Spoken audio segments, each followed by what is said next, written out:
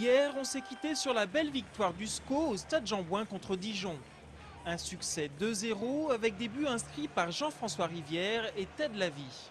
Les Angevins finissent l'année 2008 de la plus belle des manières, de quoi aborder les fêtes de Noël sereinement. Après la trêve, le SCO reprend le championnat en recevant Bastia. Et comme contre Dijon un mois auparavant, les hommes de Jean-Louis Garcia l'emportent 2-0. Paul Aloïfoulou commence le travail avant que Charles Diers enfonce le clou. Cette victoire face aux Corses permet aux Angevins de passer de la 5e à la 2e place du classement.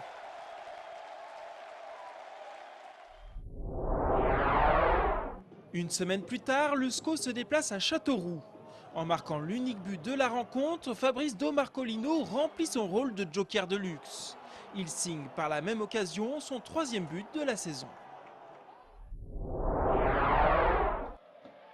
Pour démarrer le mois de février, le SCO reçoit l'équipe de Clermont. Dans un match prolifique en but, c'est Jean-François Rivière qui ouvre la marque.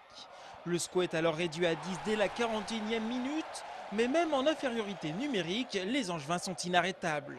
Paul Aloïfoulou n'hésite pas à prendre sa chance dans un angle fermé, et ça paye puisque le cuir finit sa course au fond des filets. Le 3e but est un petit chef-d'œuvre, c'est un exploit personnel du Brésilien Vinicius qui permet au SCO de mener 3-0. Clermont revient alors à 3-2, mais Floyd Haïté va finalement anéantir tous les espoirs clermontois. Cette victoire est d'autant plus belle qu'elle permet au SCO d'enchaîner son 14e match consécutif sans défaite.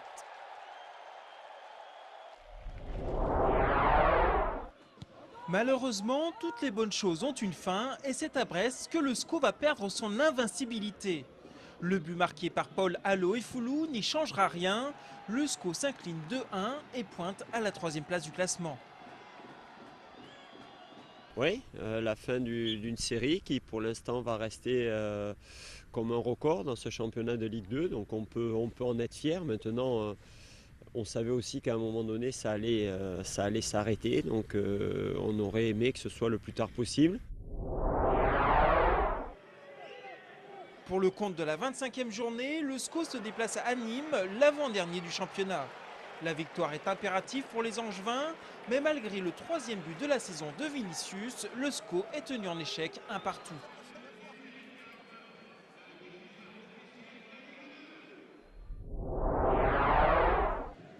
Lourdement battu 3-0 au match aller contre Lens, le SCO reçoit le solide leader sang et or à Jean-Bouin. Ça commence plutôt bien avec l'ouverture du score des Angevins par Paul Aloïfoulou qui va même signer un doublé à la 87e minute. Mais en l'espace de 4 minutes, le SCO va s'effondrer et encaisser 2 buts à la 89e et 93e minute. Le visage de Jean-Louis Garcia en dit long sur la déception des Angevins. C'est dommage, là on a vraiment fait preuve d'un manque de roublardise, de malice, d'expérience, tout simplement. SCO News, c'est terminé pour aujourd'hui.